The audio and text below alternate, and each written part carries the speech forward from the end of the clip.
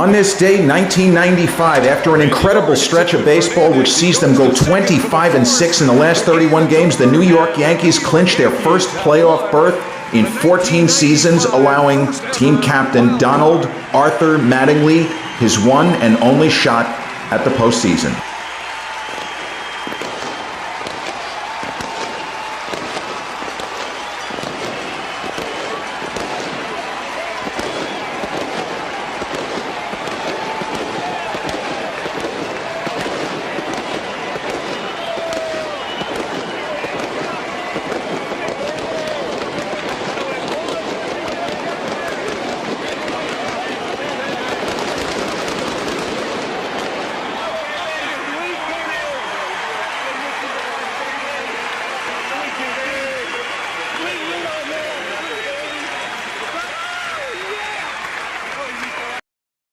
And we're back, like we never left. Welcome to the Confessions of a Not So Dangerous Mind podcast. I'd like to thank you all for spending some of your Monday late afternoon into early evening here with me in New York.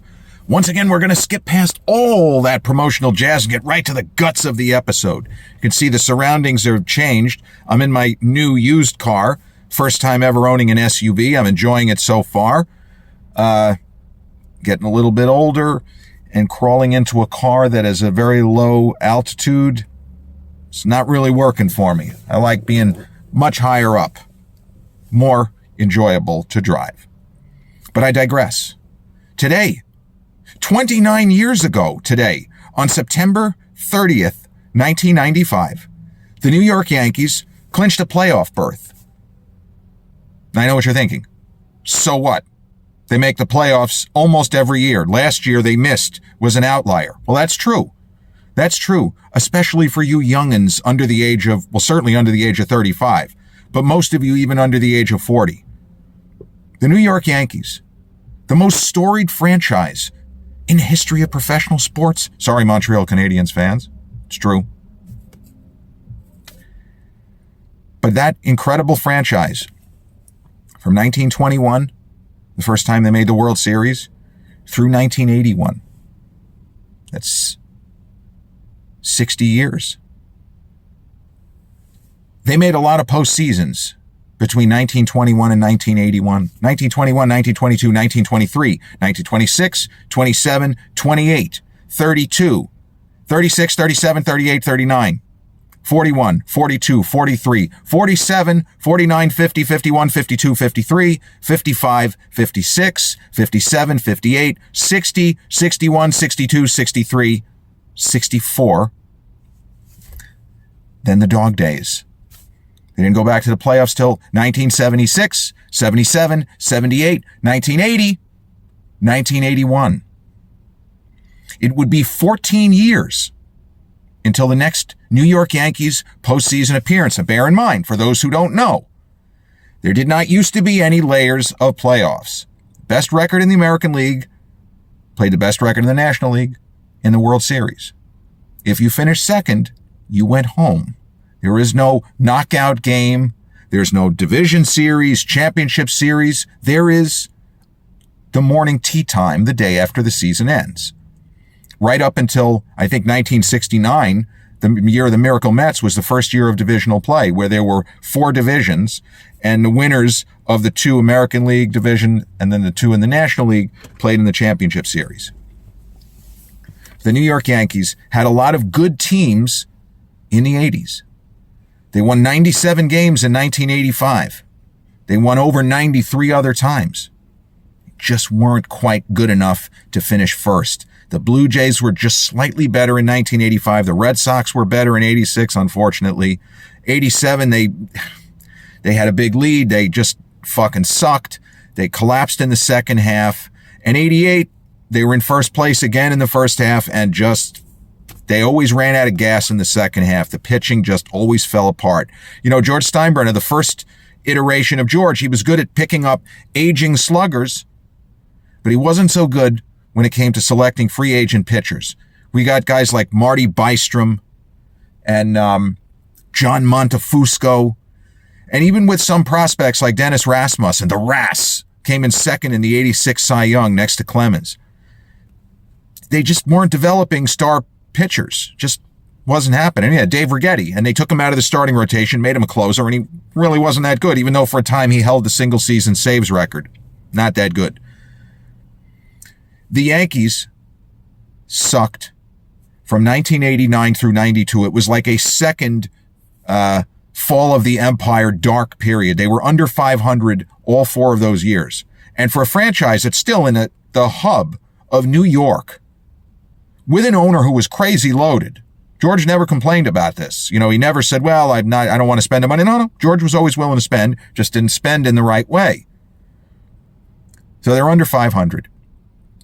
And people like me, I didn't really remember when they were great. I was too young to really appreciate 77 and 78. I had fragments of memories. I was 3 and 4 years old. And I have vague memories of the 1980 postseason when they got swept by the Royals. And the 1981 World Series, I remember watching some of it with my father. I was 7. That's it. So I didn't get to experience, as a real fan, postseason. The team was bad. They seemed to turn a corner in 91. They had a huge chunk of the season. They actually went 31 and 20 over almost a third of the season, but they still fell off, and they finished with 91 losses. Then 92, they had a big start. They lost 86 games. In 93, they turned it around. And a lot of people were surprised. They figured, well, they'd be a little bit better. They signed Jimmy Key, and they had guys like Mike Gallego, terrific utility players, Danny Tartable. 93, they made a challenge. And if there had been the future playoff structure in 1993, they would have at least gotten a wild card, because they were a good team in 93. They just came up a little short. The 2 main cogs of the bullpen, Steve Farr and Steve Howe. Man, when Farr was in his prime, he was fucking great. Imagine somewhat younger Yankee fans, Jeff Nelson, but better. Steve Farr. He threw like Nelson, but he had much better command. And Steve Farr in his prime, he was an all-star. He was really good. And he didn't drive you nuts with walks or just throwing those frisbees. I love Jeff Nelson. He threw those frisbees up there. But they didn't make it in 93. And then in 1994, they came out. They had a huge season, and they had a 7 or an 8 game lead. The season ended on August 12th because of the strike. And that was awful. Now, I didn't really believe that there was going to be a season-ending strike, but that's exactly what happened. And you hate to take sides, but it just felt like billionaires and millionaires arguing over a couple of percentage points. How much more money are we all going to make? And then, the kind of grandstanding of, it's almost like the Latrell Sprewell, I can't sign this deal because I have a family to feed. Hey, bro, we're talking about a difference of 18 million versus 14 million. Please have a little perspective, because it's not a question of, you should be more wary in this in any economy. When you're talking about millions of dollars or a few less million, you got to be more careful, in my opinion, with your phrasing, because you don't want to seem condescending, and you don't want to just act as if that extra million, when you're already making 35, is going to make a difference. It will, but don't say the quiet part out loud. Sometimes don't say anything. So there were a lot of angry fans with the strike, and I was angry. I didn't really give a shit about the fighting. They just stopped playing baseball.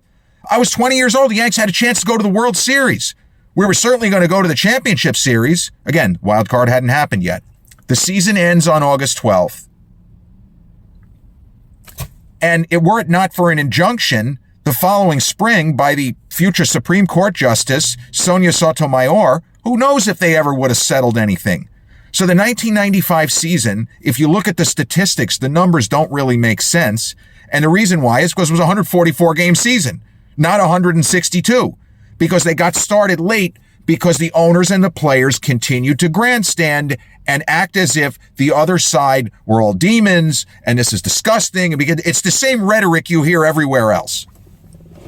The difference, of course, with Major League Baseball and the Players Association, it's an unbreakable union, because the union chiefs were already worth $30 and $40 million. You're not breaking that union. You ain't breaking them. So eventually the players would have ended up getting their way. But the injunction said, you do a temporary deal and get the fuck back out there and start playing baseball. Fans are pissed off enough. You've taken enough advantage of them. Why don't you raise ticket prices even more? She didn't really say anything like that, but this was the general sense. Fans were angry. But having said that, I was not angry. I was simply happy they were playing baseball, and I expected a big season in 1995. They started the year, picked up right where they left off. They were like 9-2 after 11 games. And then the roof caved in. Jimmy Key got hurt. Melito Perez got hurt. Mattingly was not injured, but he had a permanent back injury, so he wasn't playing well. And O'Neill had some struggles. And the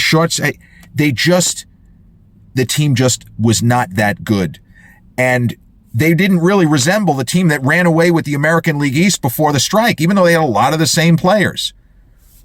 So we were hearing about this kid who was the top prospect in the organization, Derek Jeter, and we were told, well, we'll probably get him in the major leagues at some point, but he was not expected to be a major contributor that year. And Bernie Williams, who appeared to be on track to be a long-term Yankee, he was struggling. And he and O'Neill were their two main guys offensive. Remember, Tino Martinez hadn't gotten there yet. He was still with Seattle at that point.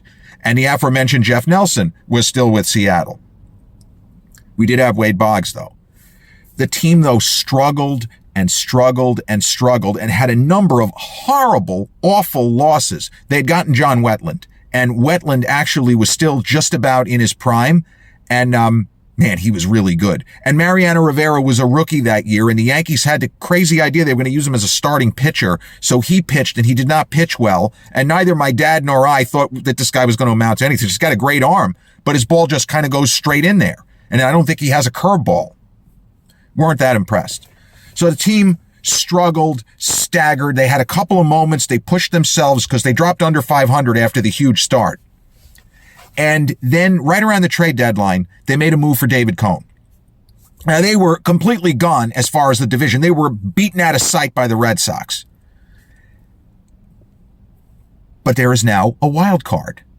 And so the Yankees, at the time of the Cone trade, were only a couple of games. And yes, there were a ton of teams. But the George Steinbrenner mentality, if there was no wild card, he's not trading three what we thought were big prospects in exchange even for someone like David Cone. He's not doing it.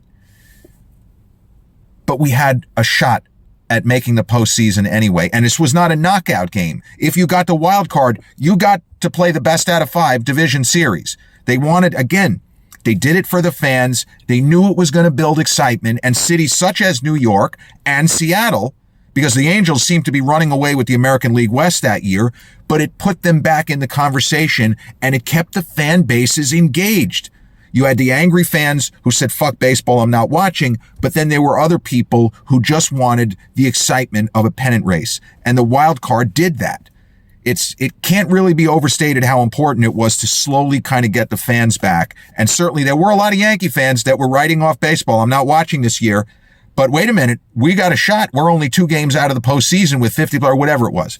So the Yanks traded for David Cone, and they traded for Ruben Sierra, who was still just about in his prime. Now, Sierra's a guy who hit more than 300 homers. He was a switch hitter, equally good from both sides. Historically, he's considered an underachiever because it looked like he was going to be a Hall of Famer, and he had too many lousy seasons when he should have been in his prime.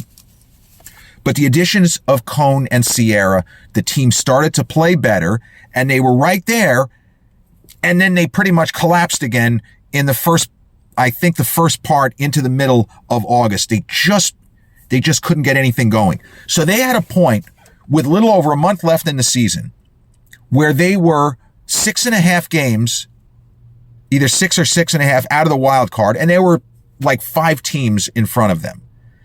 Now, you start working the math. My dad was a CPA. I'm not. And even though I'm not, what I just said to you, you're dead. Your season's over. You got 31 games left in the regular season, and you're like 5.5 games, 6 in the loss column out of first place. In this case, we're just talking about the wild card, and there's at least half a dozen teams in front of you. You're done. You're finished. It's over. Better luck next time. So the Yanks were something like 55 and 59.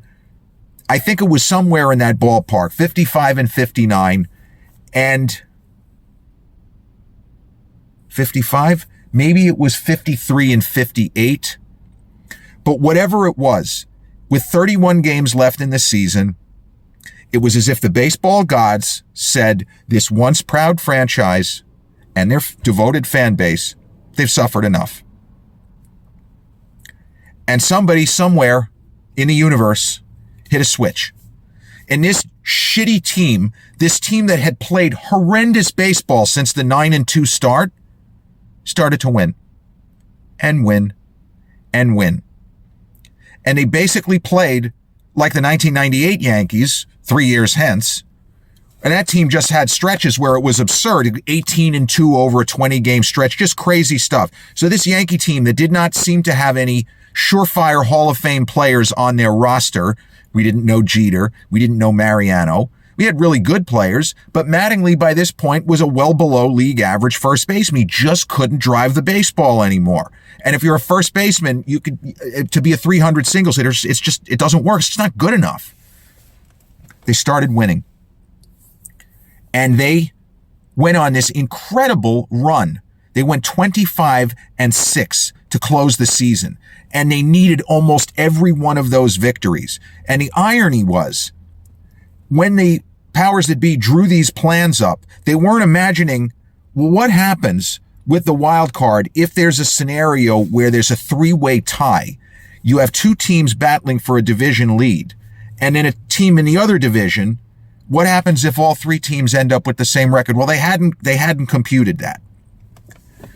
So the Anaheim Angels ran away with the American League West, but then in late August, they just started losing. They were about 13 or 14 games ahead of the Yankees. Again, they're in a different division, but just as far as a wild card, if it came down to it, they were like 13 or 14 ahead of the Yankees in the mid to late August. And the Angels just suddenly could not win a game. And as the Yankees accumulated victories, they had a homestand. I think they went 11-3. And that's what kind of got them back into play, where all of a sudden you look up, say, Jesus, they're only a couple of games out. They had that hot streak at the right time. Can they sustain it? What's going to happen? And Jack McDowell, who really that was his only year with the Yankees. He didn't pitch that well for most of the season, but he came on strong, and Cone pitched like, because he was just about still in his prime in 95, David Cone. He didn't quite throw as hard as he did in the, late 80s with the Mets, but he was still really good. And they had young guys like Sterling Hitchcock, and Andy Pettitte in his first season was a mainstay of the rotation. So the Yankees just kept rolling. They did not have any even 2-game losing streaks. They would lose a game here, lose a game there, but then bounce right back. And going into the last 3 games of the season, the Yanks were closing in Toronto, and everyone was abuzz with the idea that we were writing the team off. We were wondering, is Showalter coming back? Is this it for Don Mattingly? Is he really going to never get to play in the postseason? All of these different things that people were debating. And now, suddenly, the Yankees are selling American League Division Series playoff tickets. Because you have to, especially nowadays, it wouldn't be the same. But back then, the internet was in its infancy. It was completely different. So they were selling tickets. And obviously, if they ended up not making the postseason, you would get your money back. But Jack Curry, who still works for the Yes Network, you can go back and you can see some of his old columns because they're all archived. It's the New York Times. He can't believe what he's writing. He says stuff, and he says it in a number of articles. I can't believe that we're actually having a conversation about this Yankees team in the Bronx, the OG Stadium, obviously, in October. It seems impossible. It looked like the season was done, and now look where we are. So going into the last weekend of the season in Toronto, and that was the Yankees' old bugaboo, they couldn't get over the hump in 93, and the Blue Jays were not involved in the wild card. They were out of play. So going into the last 3 games of the season, the Yankees were 1 game up on the Angels. The Angels had played that badly. The Yankees had taken a 1-game lead on the Angels, and they were tied with Seattle with 3 games left in the season. That was the mechanics of it. Basically, if the Yankees swept Toronto, there was no way they could miss the postseason. But what the American League and what baseball hadn't thought about, now they were under pressure. What happens if it's a three-way tie? Well, Bud Selig just said, if it's a three-way tie, the Yankees are the wild card. And the winner of one game between Seattle and Anaheim will play the Yankees. And as the West winner, they will have the theoretical home field. It's going to be a 2-3 format, meaning the Yankees in this instance would have the first two at Yankee Stadium, and then the next three would be in either Seattle or Anaheim. Now, that's completely unfair. But they were locked into it. They didn't have any extra days because they had already plotted out the postseason. They weren't going to make changes, and it was completely unfair. If it had ended up in a three-way tie, that the Yankees would have just slid in there. Because why? They're not even playing for a division. That's completely ridiculous. Well, the technical reason mathematically is that the Angels or the Mariners would have one more loss than the Yankees if they, after the playoff game. That was how they would explain it. But the Yankees went out on, I think it was a Friday night, and they were losing. They couldn't hit. They were down 3-0 going into the ninth inning of the first game in Toronto. If they had lost that game, they would have been behind Seattle and they would have been tied with Anaheim.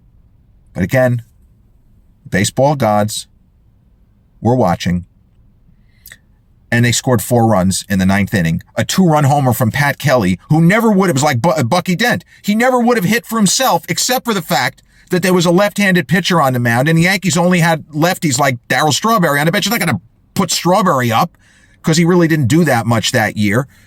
Pat Kelly hits a 2-run homer. Wetland closes the door in the ninth. And when they won that game, the odds were overwhelming. They were going to the postseason because now Toronto really had nothing to play for anyway. The Yankees would have had to lose the last 2, and whatever combination of 2 wins or whatever the fuck it was. But when they won that game, everybody said it. They're going to the playoffs. This was the game. And they ended up winning the next day to lock it up. And that's the day. They clinched the postseason on, it was a ground ball to shortstop by Randy Knorr and Don Mattingly at first base, already legendary. He was only 34, and he already felt like a living legend because he went through the just fucking horrible teams and all of that. But he knelt down and he kind of tapped his fist on the AstroTurf. It wasn't even grass. And it was the best moment of my Yankee rooting life when I was old enough to kind of understand, because I didn't think they were making the postseason. I not that I had given up, but it seemed as if the team was going nowhere. They weren't even going to finish at 500. They ended the season 79-65. So if you kind of play it all the way out, they probably would have won 89 games, 89 or 90. So not even as good as this year's Yankee team, which ended at 94, or the 96 Yankees who ended with 92. But better than the 2000 Yankees with 87 wins. That was not a good team, and they ended up winning the World Series. But this was a tough team. They had a lot of moxie and a lot of heart, and they played kind of a grittier brand of baseball than the 80s Yankees with a lot of home runs. And Ricky Henderson, a lot of flashy players, more Hall of Famers, Dave Winfield, Ricky Henderson, and Phil Niekro. But when they made the postseason, it was such an incredible sense of relief. We're going to the big dance. That's what Buck Showalter said. We did it for Donnie. Yeah, the Yankees were all competitors, but we did it for Donnie. He was the most important guy in that locker room for how many years? He wasted his prime. No postseasons. Again, if there had been a wild card format, Mattingly would have gone to at least 3 postseasons in the 80s. The Yanks would have gone in 85, 86, 87. And instead, tea time, 9 a.m. the day after season ends. So it was just bad timing. All of Mattingly's career was bad timing. But this was his opportunity. And although the Yankees ended up losing that playoff series, they won both of the games in the Bronx. And Michael Kay, who's, as we know, still the lead broadcaster for the Yankees, and John Sterling, who recently retired, they were the radio guys. They were the radio guys that year, 95, through all of the Joe Torre years, the 2009 World Series, et cetera, et cetera. They've said the crowd noise in games 1 and 2 of the division series against Seattle. Oh, and I guess the postscript with the three-way tie. The Yankees just beat both Seattle and Anaheim by a game. So the Yankees finishing at 79 and 65, both Seattle and Anaheim ended at 78 and 66. So the only tie was for the West. The Yankees did not back in. The Yankees earned their way in because they had the best record of the wild card contenders. So that's the kind of thing that they were worried about, a three-way tie. But because the Yankees won the first game with the Pat Kelly homer, there was no three-way tie. There was no, the Yankees fucking bullshit. John Sterling and Michael Kay, though, have said the stadium was never as loud in any of the Torre, the 96, even when they won the 96 World Series, as loud as it got. They said the building in games 1, but especially game 2, because game 2 ended on a walk-off. That is the loudest they ever heard the house that Ruth built. And when we say the house that Ruth built, we mean OG Yankee Stadium. Even though it wasn't exactly the same as it had been when they built it for 23, they remodeled and refurbished it enormously. They should have left it alone, but I don't make those decisions. Knocking that building down was a travesty and a disgrace as far as I'm concerned. But they said that the energy in the crowd was unlike anything that they had ever heard or would hear because the fans were so excited. It's one thing to be excited for the playoffs, but it's another thing to have this in a season that seemed lost. And that's what people were responding to. They were responding to that first time in 14 years in the playoffs. Thank goodness Don Mattingly finally gets an opportunity to show him, to show his stuff. And Mattingly was fucking huge all 5 games. He would have been the hero if they ended up holding on in game 5. Mattingly's homer, the Yanks won game 1. They had a late barrage of home runs to win the game. Ruben Sierra had a big home run. And then the Yankees in game 2 of the 1995 division series, I think it was October 3rd into October 4th of 1995. It is a top 10 greatest games in baseball history. Mattingly homered in the 6th inning to put the Yankees in front. Sierra homered to tie it, then Mattingly put him in front. I think that's what it was. I don't think it was the other way around. Either way, that was as emotional a moment as any of us Yankee fans, especially Gen Xers, had. Our guy, Donnie Baseball, hitting a home run in the playoffs. But game 2 ended with Jim Leyritz hitting a walk-off in the 15th inning in the rain at 2:19 a.m. local time. The Yankees did come up short. They ended up losing that series. They went to Seattle. They lost all 3 games. They lost game 3 going away. Game 4, they had a big early lead, coughed it up. And game 5 was a great game, and the Yankees actually took the lead in extra innings, and they couldn't hold it. Buck Showalter could not and did not trust John Wetland because Wetland had just gotten the shit kicked out of him in that series. And he stayed with Jack McDowell in relief. McDowell had looked tremendous, but he just went too far. They lost, and that was the end of Don Mattingly as a Yankee. They traded for Tino Martinez, but the organization had regrouped and had come back. They were the Yankees again. And it is not an accident that they then went ahead and won 1996 World Series, 1998 World Series, 1999 World Series, 2000 World Series. The seeds were planted with that incredible last month, 25-6 or 26-7 if you want to pull it back a few games further. That incredible stretch of baseball up to and including then the first 2 games in a division series. So it was like they went 27-6, which is even more impressive over 33-game stretch. But they announced to the world, the Yankees are back. We are the Yankees. We'd been gone for a while. Here we are. On this day, 1995, the New York Yankees clinched their first postseason berth in 14 years. This has been episode 317 of the Confessions of a Not So Dangerous Mind podcast. I'd like to thank you all for spending some of your Monday, now early evening here with me in New York. If you check out this episode on the YouTube channel, haven't done so already, please click like, subscribe, comment, share, turn on those notifications.